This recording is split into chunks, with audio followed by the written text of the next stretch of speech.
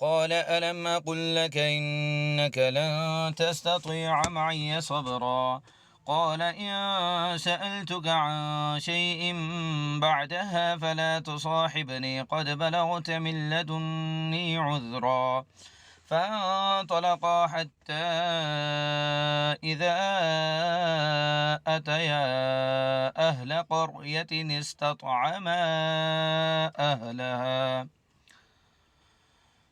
قرية استطعما أهلها فأبوا أن يضيفوهما فوجدا فيها جدارا يريد أن ينقض فأقامه قال لو شئت لاتخذت عليه أجرا قال هذا فراق بيني وبينك سأنبئك بتأويل ما لم تستطع عليه صبرا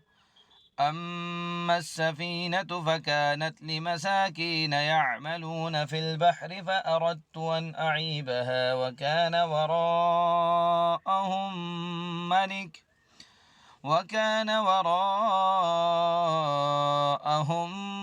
ملك يأخذ كل سفينة غصبا وأما الغلام فكان أبواه مؤمنين فخشينا أن يرهقهما طغيانا وكفرا فأردنا أن يبدلهما ربهما خيرا منه زكاة وأقرب رحما وأما الجدار فكان لغلامين يتيمين في المدينة وكان تحته كنز لهما وكان أبوهما صالحا فأراد ربك أن يبلغا أشدهما ويستخرجا كنزهما رحمة من ربك وما فعلته عن أمري ذلك تأويل ما لم تسطع عليه صبرا ويسألونك عن ذي القرنين قل سأتلو عليكم منه ذكرا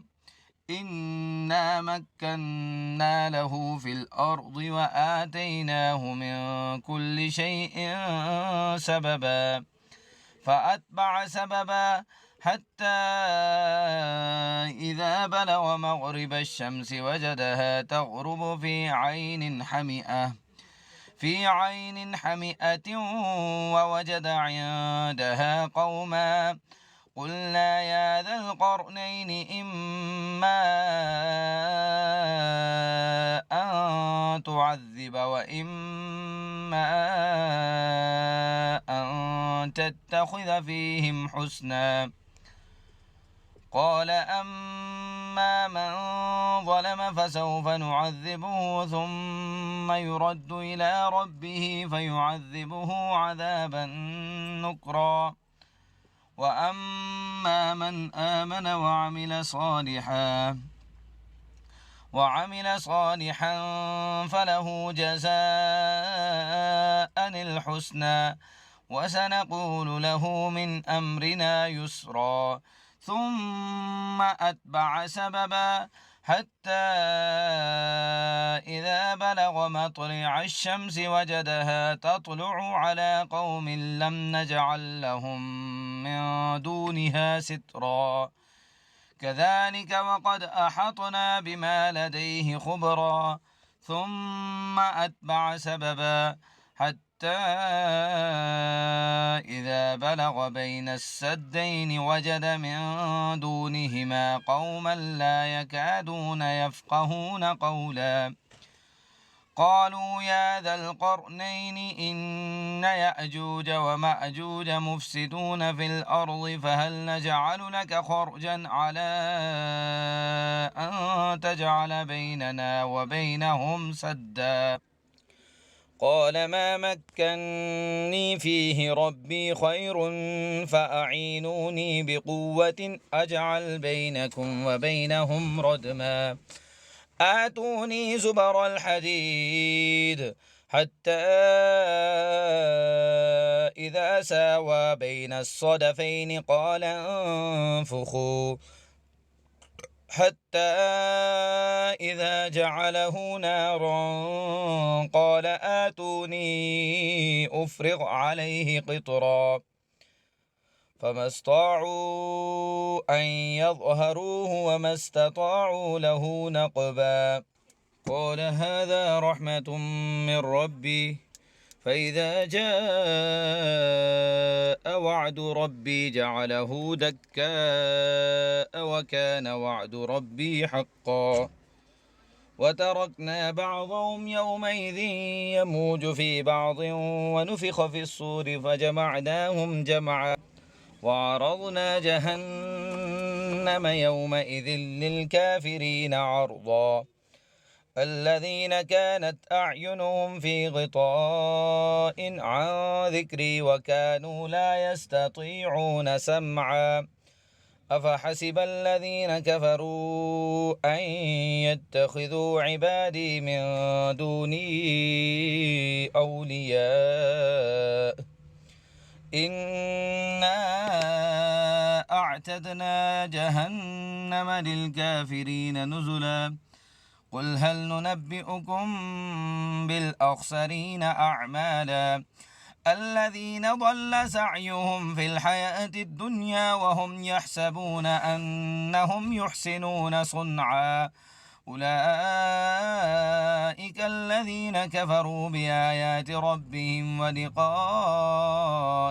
فحبطت أعمالهم فلا نقيم لهم يوم القيامة وزنا ذلك جزاؤهم جهنم بما كفروا واتخذوا آياتي ورسلي هزوا إن الذين آمنوا وعملوا الصالحات كانت لهم جنات الفردوس نزلا خالدين فيها لا يبغون عنها حولا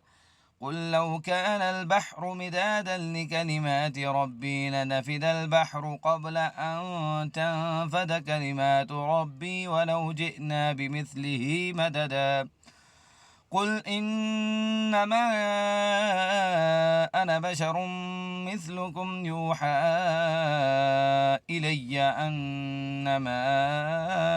إلهكم إله واحد فمن كان يرجو لقاء ربه فليعمل عملا صالحا ولا يشرك بعبادة ربه أحدا بسم الله الرحمن الرحيم كافها يا عين صاد ذكر رحمة ربك عبده زكريا إذ نادى ربه نداء خفيا قال رب إني وهن العظم مني واشتعل الرأس شيبا ولم أكن بدعائك رب شقيا وإني خفت المواني من ورائي وكانت امرأتي عاقرا فهب لي من لدنك وليا يرثني ويرث من آل يعقوب واجعله رب رضيا يا زكريا إنا نبشرك بغلام اسمه يحيى لم نجعل له من قبل سميا قال رب أنى يكون لي غلام وكانت امرأتي عاقرا وقد بلغت من الكبر عتيا قال كذلك قال ربك هو علي هين وقد خلقتك من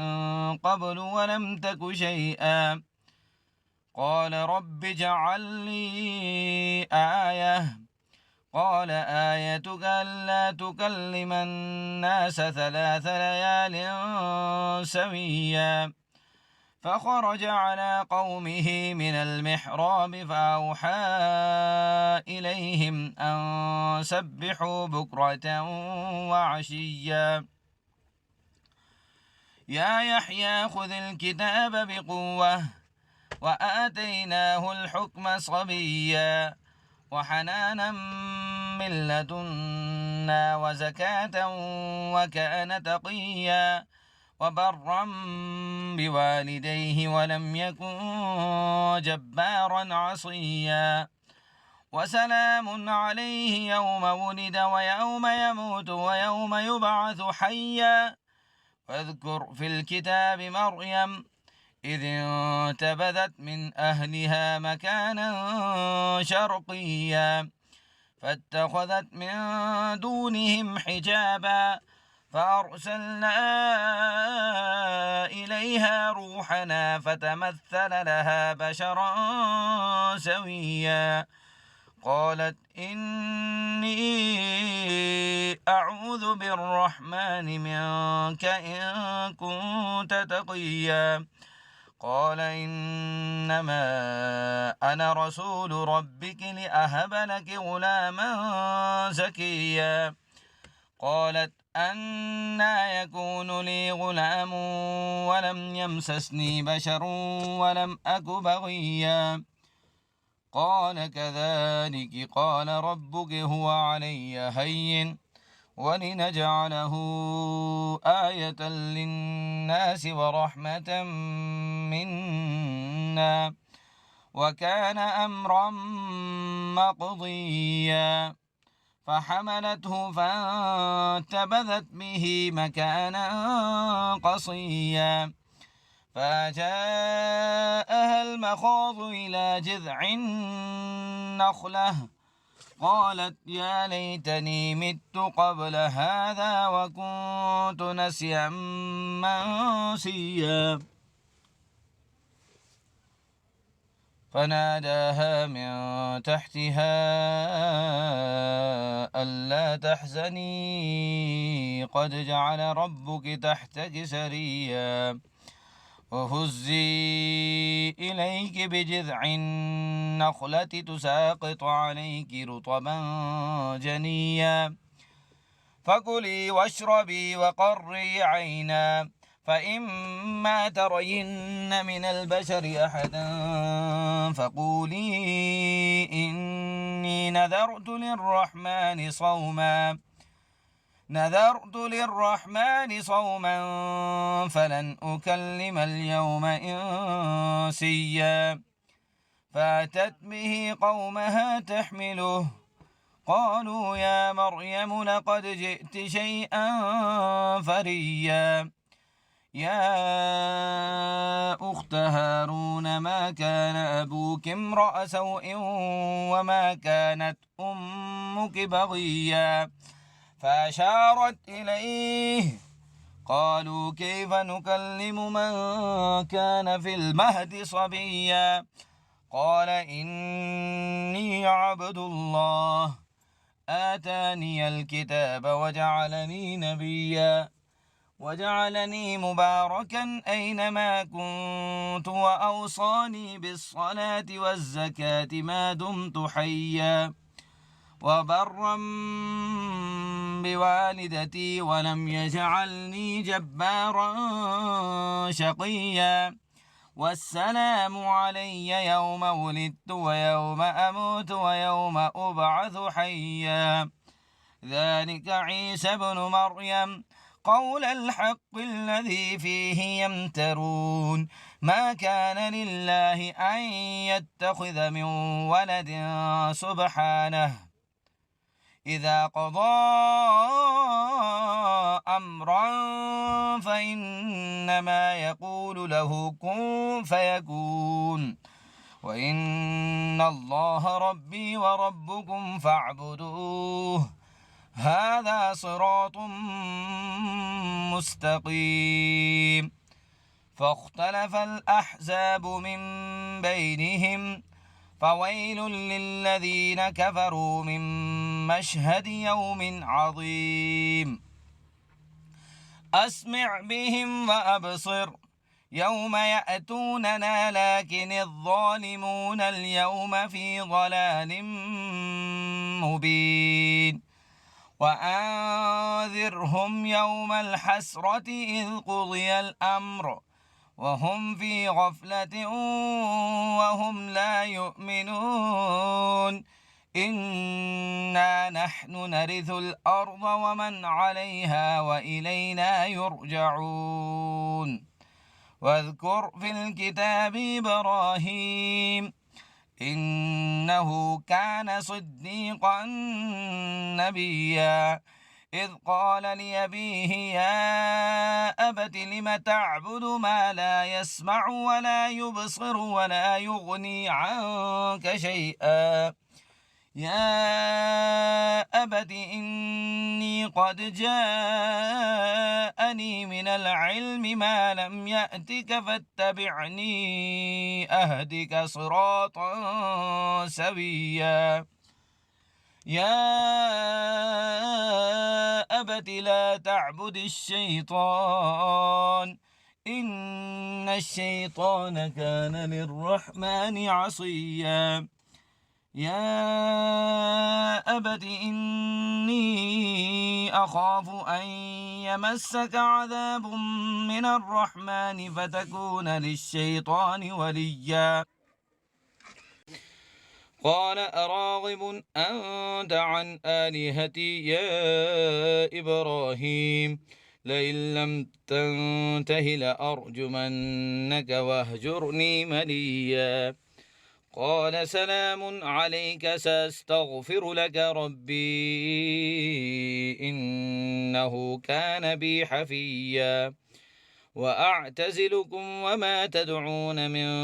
دون الله وأدعو ربي عسى ألا أكون بدعاء ربي شقيا فلما اعتزلهم وما يعبدون من دون الله وهبنا له إسحاق ويعقوب وكلا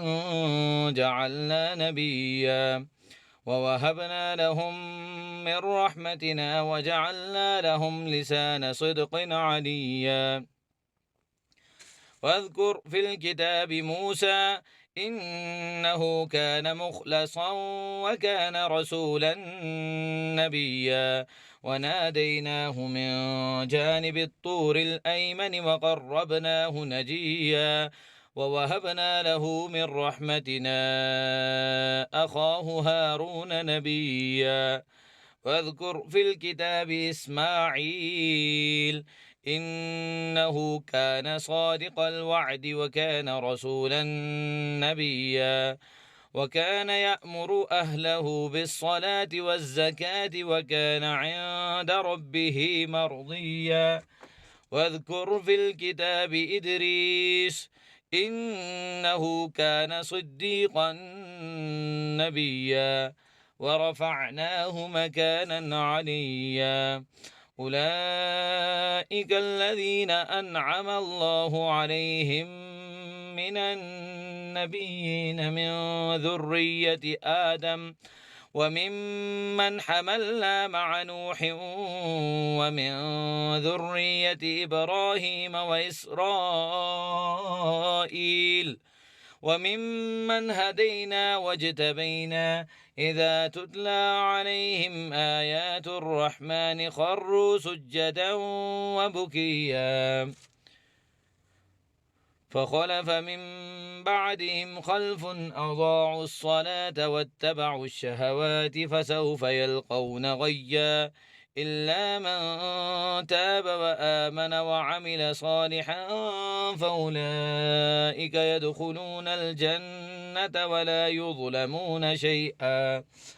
جنات عدن التي وعد الرحمن عباده بالغيب إنه كان وعده مأتيا لا يسمعون فيها لغوا إلا سلاما ولهم رزقهم فيها بكرة وعشيا تلك الجنة التي نورث من عبادنا من كان تقيا وما نتنزل إلا بأمر ربك له ما بين أيدينا وما خلفنا وما بين ذلك وما كان ربك نسيا رب السماوات والأرض وما بينهما فاعبده واصطبر لعبادته هل تعلم له سميا ويقول الإنسان أإذا ما مت لسوف أخرج حيا أولا يذكر الإنسان أنا خلقناه من قبل ولم يك شيئا فوربك لنحشرنهم والشياطين ثم لنحضرنهم حول جهنم جثيا ثم لننزعن من كل شيعة أيهم أشد على الرحمن عتيا ثم لنحن أعلم بالذين هم أولى بها صليا وإن منكم إلا واردها كان على ربك حتما مقضيا ثم ننجي الذين اتقوا ونذر الظالمين فيها جثيا وإذا تتلى عليهم آياتنا بينات قال الذين كفروا للذين آمنوا أي الفريقين خير مقاما وأحسن نديا وكم أهلكنا قبلهم من قرن هم أحسن أثاثا ورئيا قل من كان في الضلالة فليمدد له الرحمن مدا حتى إذا رأوا ما يوعدون إما العذاب وإما الساعة فسيعلمون من هو شر مكانا وأضعف جندا ويزيد الله الذين اهتدوا هدى والباقيات الصالحات خير عند ربك ثوابا وخير مردا أفرأيت الذي كفر بآياتنا وقال لأوتين مالا وولدا أطلع الغيب أم اتخذ عند الرحمن عهدا كلا سنكتب ما يقول ونمد له من العذاب مدا ونرثه ما يقول ويأتينا فردا واتخذوا من دون الله آلهة ليكونوا لهم عزا كلا سيكفرون بعبادتهم ويكونون عليهم ضدا ألم تر أنا أرسلنا الشياطين على الكافرين تؤزهم أزا فلا تعجل عليهم إنما نعد لهم عدا يوم نحشر المتقين إلى الرحمن وفدا ونسوق المجرمين إلى جهنم وردا لا يملكون الشفاعة إلا من اتخذ عند الرحمن عهدا وقالوا اتخذ الرحمن ولدا لقد جئتم شيئا إدا تكاد السماوات يتفطرن منه وتنشق الأرض وتخر الجبال هدا أن دعوا للرحمن ولدا وما ينبغي للرحمن أن يتخذ ولدا إن كل من في السماوات والأرض إلا آتي الرحمن عبدا لقد أحصاهم وعدهم عدا وكلهم آتيه يوم القيامة فردا إن الذين آمنوا وعملوا الصالحات سيجعل لهم الرحمن ودا فإنما يسرناه بلسانك لتبشر به المتقين وتنذر به قوما لدا وكم أهلكنا قبلهم من قرن هل تحس منهم من أحد أو تسمع لهم ركزا. بسم الله الرحمن الرحيم. طه ما أنزلنا عليك القرآن لتشقى إلا تذكرة لمن يخشى تنزيلا ممن خلق الأرض والسماوات العلى الرحمن على العرش استوى له ما في السماوات وما في الأرض وما بينهما وما تحت الثرى وإن تجهر بالقول فإنه يعلم السر وأخفى الله لا إله إلا هو له الأسماء الحسنى. وهل أتاك حديث موسى إذ رأى نارا فقال لأهلهم كثوا إني آنست نارا لعلي آتيكم منها بقبس أو أجد على النار هدى فلما أتاها نودي يا موسى إني أنا ربك فاخلع عليك إنك بالواد المقدس طوى وأنا اخترتك فاستمع لما يوحى إنني أنا الله لا إله إلا أنا فاعبدني وأقم الصلاة لذكري إن الساعة آتية أكاد أخفيها لتجزى كل نفس بما تسعى فلا يصدنك عنها من لا يؤمن بها واتبع هواه فتردى. وما تلك بيمينك يا موسى قال هي عصاي أتوكأ عليها وأهش بها على غنمي ولي فيها مآرب أخرى قال ألقها يا موسى فألقاها فإذا هي حية تسعى قال خذها ولا تخف سنعيدها سيرتها الأولى واضمم يدك إلى جناحك تخرج بيضاء من غير سوء آية أخرى لنريك من آياتنا الكبرى اذهب إلى فرعون إنه طغى قال رب اشرح لي صدري ويسر لي أمري واحلل عقدة من لساني يفقه قولي واجعل لي وزيرا من أهلي هارون أخي اشدد به أزري وأشركه في أمري كي نسبحك كثيرا ونذكرك كثيرا إنك كنت بنا بصيرا قال قد أوتيت سؤلك يا موسى ولقد مننا عليك مرة أخرى إذ أوحينا إلى أمك ما يوحى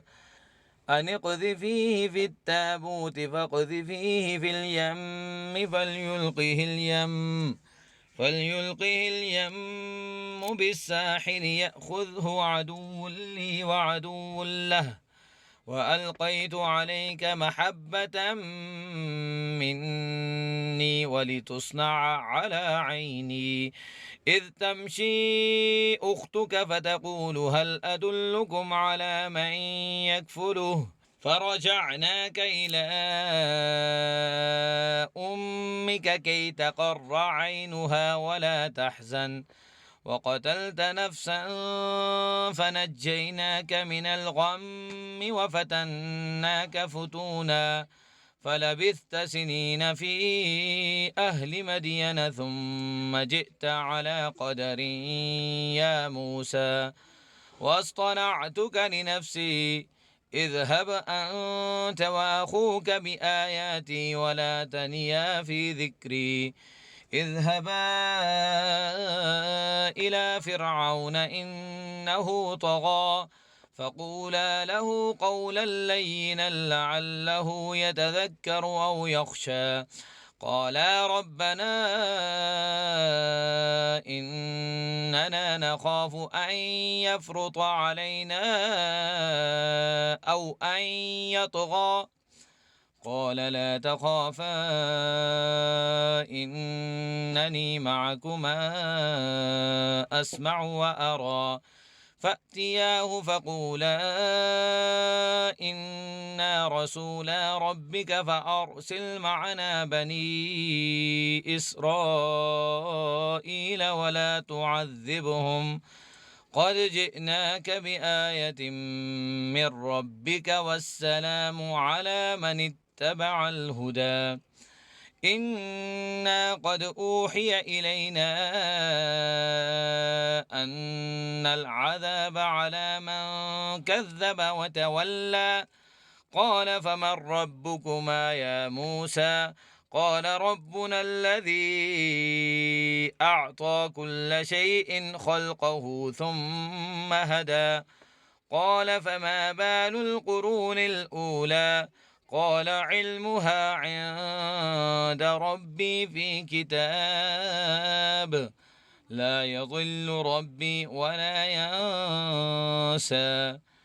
الذي جعل لكم الأرض مهدا وسلك لكم فيها سبلا وأنزل من السماء ماء فأخرجنا به أزواجا من نبات شتى كلوا وارعوا أنعامكم إن في ذلك لآيات لأولي النهى منها خلقناكم وفيها نعيدكم ومنها نخرجكم تارة أخرى ولقد أريناه آياتنا كلها فكذب وأبى قال أجئتنا لتخرجنا من أرضنا بسحرك يا موسى فلنأتينك بسحر مثله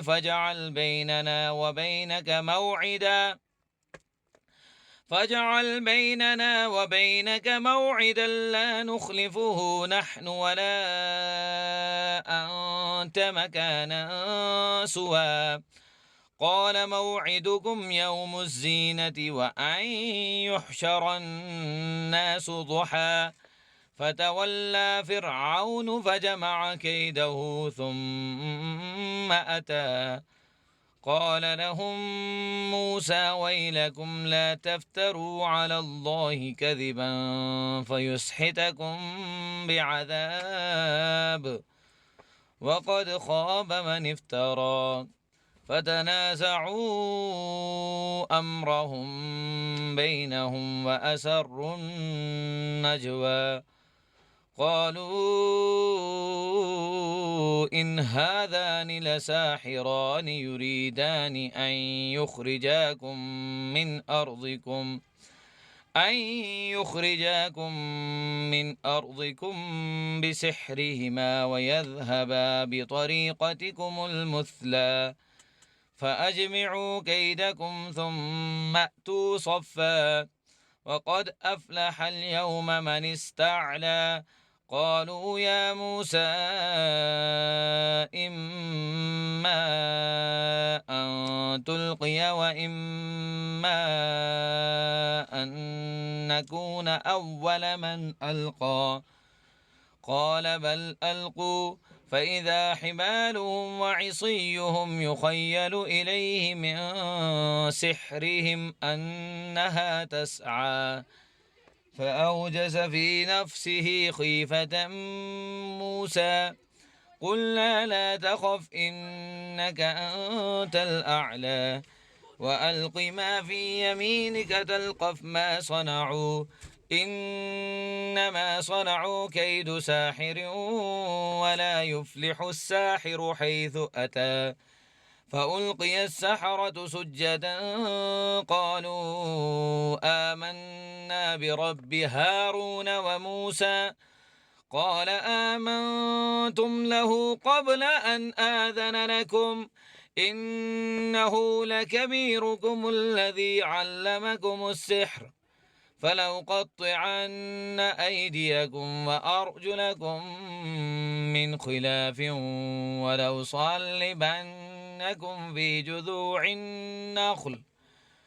ولأصلبنكم في جذوع النخل ولتعلمن أينا أشد عذابا وأبقى قالوا لن نؤثرك على ما جاءنا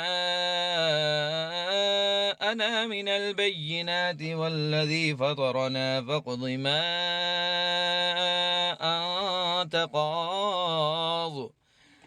إنما تقضي هذه الحياة الدنيا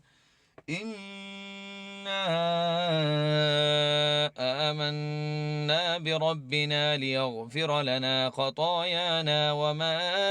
أكرهتنا عليه من السحر والله خير وأبقى إنه من يأت ربه مجرما فإن له جهنم لا يموت فيها ولا يحيا ومن يأته مؤمنا قد عمل الصالحات فأولئك لهم الدرجات العلا جنات عدن تجري من تحتها الأنهار خالدين فيها وذلك جزاء من تزكى ولقد أوحينا إلى موسى أن أسر بعبادي فاضرب لهم طريقا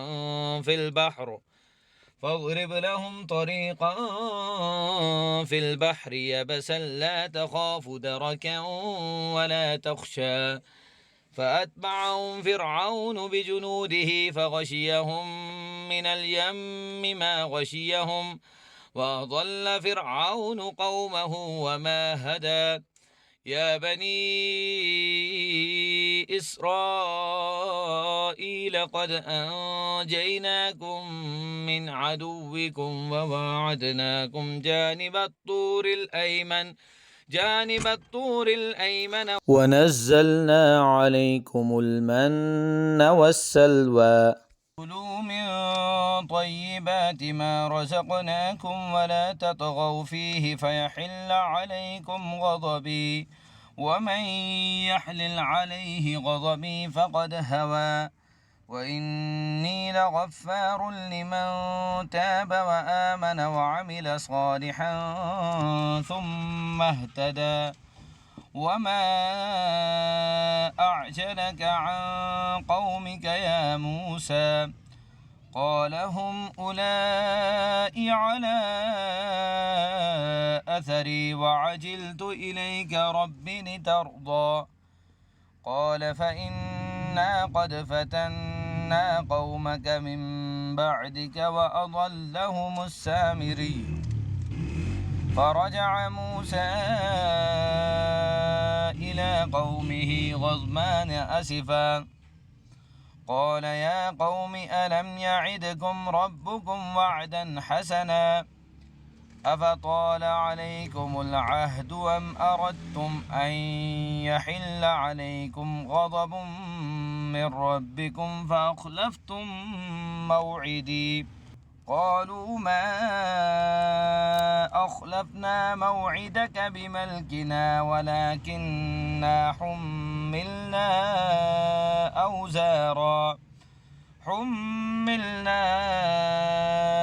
أوزارا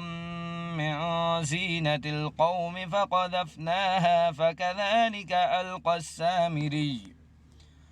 فأخرج لهم عجلا جسدا له خوار فقالوا هذا إلهكم وإله موسى فنسي أفلا يرون ألا يرجع إليهم قولا ولا يملك لهم ضرا ولا نفعا ولقد قال لهم هارون من قبل يا قوم إنما فتنتم به وإن ربكم الرحمن فاتبعوني وأطيعوا أمري قالوا لن نبرح عليه عاكفين حتى يرجع إلينا موسى قال يا هارون ما منعك إذ رأيتهم ضلوا ألا تتبعن أفعصيت أمري قال يا ابن لا تأخذ بلحيتي ولا برأسي إني خشيت أن تقول فرقت بين بني إسرائيل ولم ترقب قولي قال فما خطبك يا سامري قال بصرت بما لم يبصروا به فقبضت قبضة من أثر الرسول فنبذتها وكذلك سولت لي نفسي قال فاذهب فإن لك في الحياة أن تقول لا مساس وإن لك موعدا لن تخلفه وانظر إلى إلهك الذي ظلت عليه عاكفا لنحرقنه ثم لننسفنه في اليم نسفا إنما إلهكم الله الذي لا إله إلا هو وسع كل شيء علما كذلك نقص عليك من أنباء ما قد سبق وقد آتيناك من لدنا ذكرا من أعرض عنه فإنه يحمل يوم القيامة وزرا خالدين فيه وساء لهم يوم القيامة حملا يوم ينفخ في الصور ونحشر المجرمين يومئذ زرقا يتخافتون بينهم إن لبثتم إلا عشرا نحن أعلم بما يقولون إذ يقول أمثلهم طريقة إن لبثتم إلا يوما ويسألونك عن الجبال فقل ينسفها ربي نسفا فيذرها قاعا صفصفا لا ترى فيها عوجا ولا أمتا يومئذ يتبعون الداعي لا عوج له وخشعت الأصوات للرحمن فلا تسمع إلا همسا يومئذ لا تنفع الشفاعة إلا من أذن له الرحمن ورضي له قولا يعلم ما بين أيديهم وما خلفهم ولا يحيطون به علما وعنت الوجوه للحي القيوم وقد خاب من حمل ظلما ومن يعمل من الصالحات وهو مؤمن فلا يخاف ظلما ولا هضما وكذلك أنزلناه قرآنا عربيا وصرفنا فيه من الوعيد لعلهم يتقون أو يحدث لهم ذكرا فتعالى الله الملك الحق ولا تعجل بالقرآن من قبل أن يقضى إليك وحيه وقل رب زدني علما ولقد عهدنا إلى آدم من قبل فنسي ولم نجد له عزما وإذ قلنا للملائكة اسجدوا لآدم فسجدوا إلا إبليس أبى فقلنا يا آدم إن هذا عدو لك ولزوجك فلا يخرجنكما من الجنة فتشقى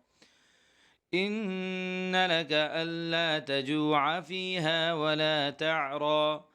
وأنك لا تظمأ فيها ولا تضحى فوسوس إليه الشيطان قال يا آدم هل أدلك على شجرة الخلد وملك لا يبلى فأكلا منها فبدت لهما سوآتهما وطفقا يخصفان عليهما من ورق الجنة وعصى آدم ربه فغوى ثم اجتباه ربه فتاب عليه وهدى قال اهبطا منها جميعا بعضكم لبعض عدو فإما يأتينكم مني هدى من اتبع هداي فلا يضل ولا يشقى ومن أعرض عن ذكري فإن له معيشة ضنكا ونحشره يوم القيامة أعمى قال رب لم حشرتني أعمى وقد كنت بصيرا قال كذلك أتتك آياتنا فنسيتها وكذلك اليوم تنسى وكذلك نجزي من أسرف ولم يؤمن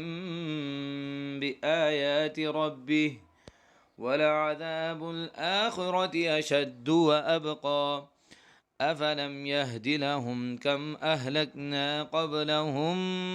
من القرون يمشون في مساكنهم إن في ذلك لآيات لأولي النهى ولولا كلمة سبقت من ربك لكان لزاما وأجل مسمى فاصبر على ما يقولون وسبح بحمد ربك قبل طلوع الشمس وقبل غروبها ومن آناء الليل فسبح وأطراف النهار لعلك ترضى ولا تمدن عينيك إلى ما متعنا به أزواجا منهم زهرة الحياة الدنيا لنفتنهم فيه ورزق ربك خير وأبقى وأمر أهلك بالصلاة واصطبر عليها لا نسألك رزقا نحن نرزقك والعاقبة للتقوى وقالوا لولا يأتينا بآية من ربه أولم تأتيهم بينة ما في الصحف الأولى ولو أنا أهلكناهم بعذاب من قبله